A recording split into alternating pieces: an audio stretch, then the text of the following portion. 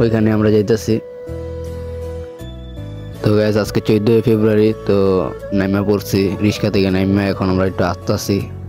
এখানে প্রচুর ফুলের দোকান শাহবাগের মোড়ে। এখানে একটি আপু ইন্টারভিউ নিতেছে।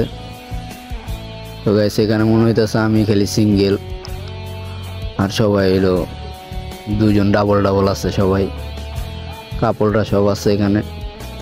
তো যাইতাছি।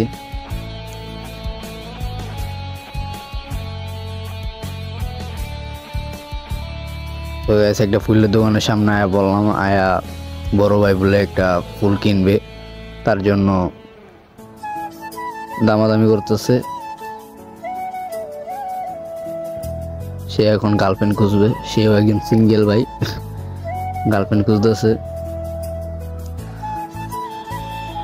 তো সে কিনাকিনি করতেছে, করুক।